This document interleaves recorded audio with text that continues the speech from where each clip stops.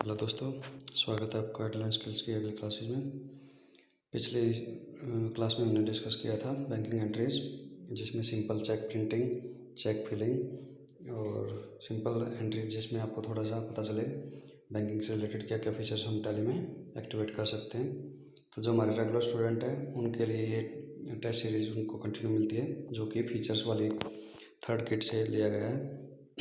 इसका जो पर्पज़ है, आपको बैंकिंग एंट्री से रिलेटेड और ज़्यादा कॉन्फिडेंस आपके अंदर पैदा करना और प्रोफेशनलिज्म आपके अंदर डेवलप करना, जिसके थ्रू आप अपने माइंड सेट से बैंकिंग एंट्रीज और जो डेली रूटीन में एंट्रीज होती हैं उनको कॉन्फिडेंस के साथ कर सके। तो स्टार्ट करते हैं बैंकिंग एंट्री से रिलेटेड पार्ट 2। तो जैसे जो हमारे रेगुलर स्टूडेंट हैं उनको पता है, ये क्वेश्चन आपको पेज नंबर 6 से लिया गया है। Accounting of OBC bank limited in the books of Havells limited. तो हम अपनी कंपनी क्रिएट कर सकते हैं किसी के नाम से भी। और मैंने ऊपर जो यहाँ पे टाइटल दिया गया है, banking entries for whole month, मतलब पूरे महीने की हम एंट्री कर रहे हैं स्पेशली बैंक से रिलेटेड। जो हमारी रिसिप्ट एंट्री हैं, कॉन्ट्रा हैं, पेमेंट हैं, वो सारी आपको इसमें मिलेंगी। तो जैसे यहाँ पे आपको स्क्रीन में दिख जाता है, बैंक में ओबीसी बैंक क्रिएट करेंगे और ओपनिंग बैलेंस में ही हम 391,930 जो हाईलाइट किया गया है, ये आपको बैलेंस लेजर क्रिएट करते टाइम ही ओपनिंग बैलेंस में डालना है। तो ये एंट्रीज आपके पास फिजिकल भी अवेलेबल रहेंगी। अगर इन डिमांड आपको कोई नीड है तो आप मेरे को 1-to-1 कॉल कर सकते हैं। आपके स्क्रीन पे नंबर मेरा अवेलेबल है, ठीक है। तो स्टार्ट कर लेते हैं लेजर क्रिएट कैसे करना है।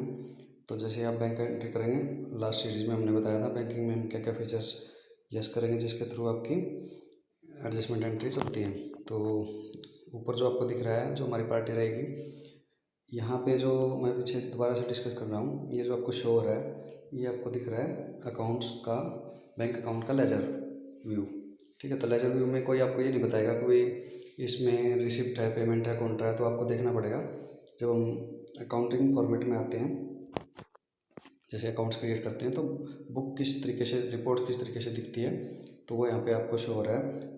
डेट पर्टिकुलर अमाउंट, ये हमारी डेबिट साइड है। डेट पर्टिकुलर अमाउंट, ये हमारी क्रेडिट साइड है। तो डेबिट साइड में जो भी चीज़ें अवेलेबल रहेंगी, वो बैंक को हम डेबिट कर रहे हैं, और जो चीज़ क्रेडिट हो रही है वो यहाँ पे आपको अवेलेबल हो रही है।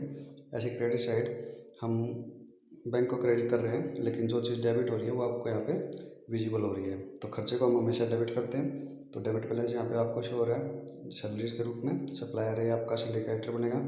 ऐसे ही आपको लेफ्ट साइड जो दिख रहा है टू पार्टी है, ये हमारे डेटर्स हैं। तो डेटर्स को हम रिसिप्ट में क्रेडिट करते हैं। और कैश जो है, तो बैंक डेबिट हो रहा है इस साइड, और जो दूसरी चीज़ें हैं आपको वो क्रेडिट दिख रही है। तो यही चीज़ आपको यहाँ पे डेवलप करनी है। हम फिजिकली, और जो हमारे पर्पज़ होता है बच्चे को सिस्टम पे एंट्री कराना, वहाँ पे हर बच्चा इस चीज़ से हैबिचुअल होता है। तो देख लेते हैं कैसे ये चीज़ स्टार्ट करनी है।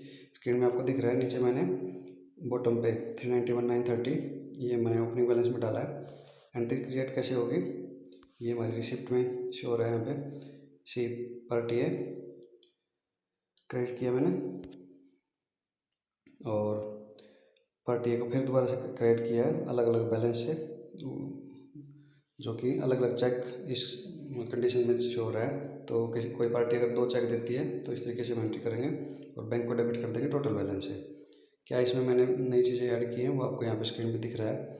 अगर आपको बैंक का ये व्यू देखना है, तो मैंने लास्ट स्टेज में भी बताया था, बहुत सारा एंट्री करते टाइम F12 प्रेस करना, वहाँ पे आपको ये वाला फीचर यस करना है। इससे ऊपर वाला नो करेंगे तो नीचे वाला यस शो होगा। You single entry mode payment receipt Contra voucher, इसको ये नो करना है, लेकिन शो बैंक का लोकेशन डिटेल को यस करेंगे। तो आपको इस तरीके से आपको हर वाउचर में एंट्री मिल जाएगी, ये व्यू मिल जाएगा कि हम कैसे वेरिफिकेट करते हैं। यहाँ पे आपको चेक नंबर शो हो रहा है इंस्ट्रूमेंट नंबर की एवज में, इंस्ट्रूमेंट डेट शो हो रही है, बैंक शो हो रहा है। जो इस पार्टी का चेक आपको मिला है, ये हमारा बैंक नहीं है, ये वो बैंक का जो पार्टी ने चेक दिया है, उसकी ब्रांच यहाँ पे शो हो रही है। तो हर एंट्री वाइज हम ये एडवांटेज टैली से ले सकते हैं। अगर आपको NEFT या RTGS वो मिला है, तो वो भी आप यहाँ पे जहाँ पे चेक डिटेल शो हो रहा है, स्पेस बार प्रेस करेंगे तो नेक्स्ट वाउचर में वो भी दिख जाएगा आपको। क्लियर। तो इस व्यू में जो मैंने आपको सर्कल किया गया है वो यही बताया गया है कि जो पीछे एंट्री थी पार्टी ए को मैंने 43,200 इसकी चेक की अलग एंट्री की है, पार्टी ए 15,360 इसकी एंट्री अलग की गई है और बैंक को मैंने डेबिट कर दिया है। अमाउंट यहाँ पे शो हो रहा है। रिकनसाइल कैसे करेंगे लास्ट तक इस वीडियो को जरूर देखना, जिसमें कि आपको बैलेंस भी दिखे, जिसके थ्रू हम आगे नेक्स्ट वीडियो में रिकनसाइल स्टार्ट करेंगे। किसी को प्रॉब्लम आती है एंट्री करते टाइम तो कमेंट बॉक्स में मेंशन कर देना या इस नंबर पे कांटेक्ट कर लेना। नेक्स्ट एंट्री देख लेते हैं। जैसे सैलरी की है, सैलरी मैंने बताया ये हमारी खर्चे की एंट्री बनेगी, तो हम खर्चे को डेबिट करते हैं। सैलरी अकाउंट डेबिट किया मैंने टोटल अमाउंट से, और चेक मैंने जिस चीज़ के नाम से काटे हैं उस एंट्री आपको यहाँ पे दिख रहा है, कैसे आपको बाइफिकेशन में दिख रहा है।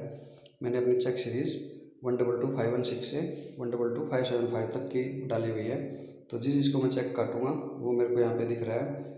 122,516 मैंने विनोद के नाम काटा है 14,500 का, 122,517 मैंने सुशील को काटा है 18,620 का, और 122,518 मैंने अनिल को काटा है 10,200 का।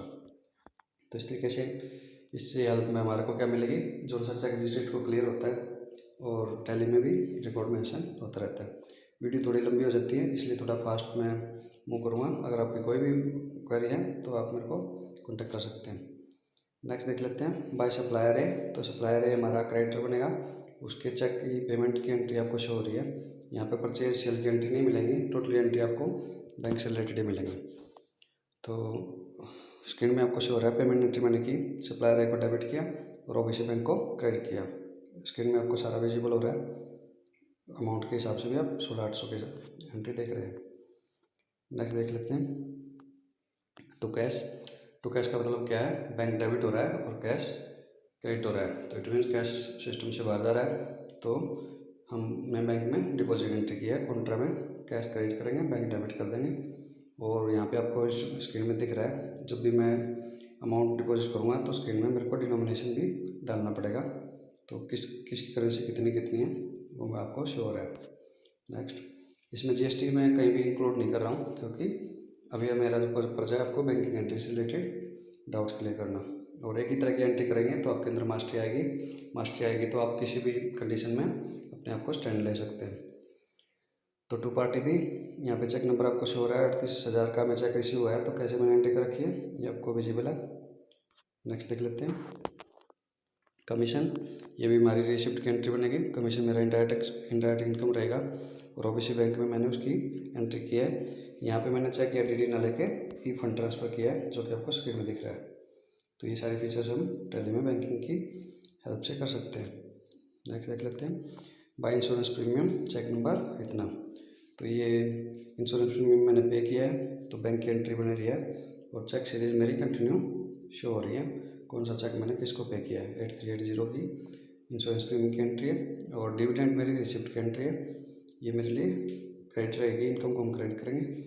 और ओबीसी बैंक मैंने डेबिट किया है, इसमें भी मैंने ई फंड ट्रांसफ़र, क्योंकि आज के टाइम आरटीजीएस और एनईएफटी से भी आपके बैंक में एंट्री आ सकती है, तो उसको भी आपको उसी वे में पोस्ट करना पड़ेगा।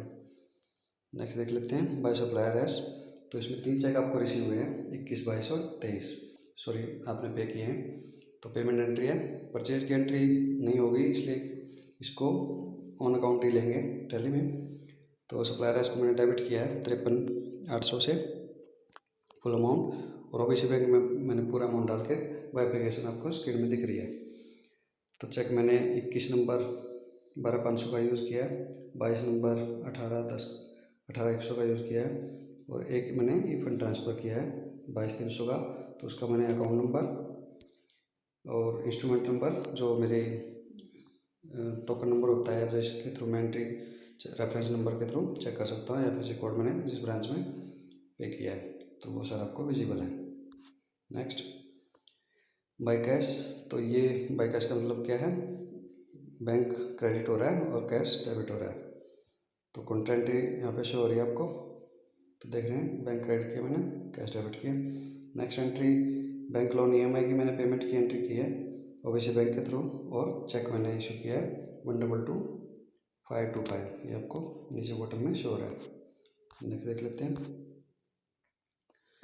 टू पार्टी सी, ये डेटर्स की एंट्री बनेगी रिसिप्ट की, तो यहाँ पे भी आपको इंस्ट्रूमेंट और ई फंड ट्रांसफ़र के थ्रू मैंने पेमेंट ली है 52,040 की 25,520 और 26,520 और 25,520, ये दो एंट्री आपको यहाँ पे विजिबल हो रही है। ऊपर आपको चेक भी दिख रहा है, 26,520 का ये है और 25,520 का ये वाला है। नेक्स्ट कॉन्ट्रैक्ट ये है, कैश मैंने क्रेडिट किया है, बैंक मैंने डेबिट किया है, तो ये डिपॉजिट की एंट्री बनेगी, वो आपको डिनोमिनेशन डालना पड़ेगा। बाय फर्नीचर की एंट्री हो जाएगी पेमेंट में, फर्नीचर परचेज किया, चेक इशू किया।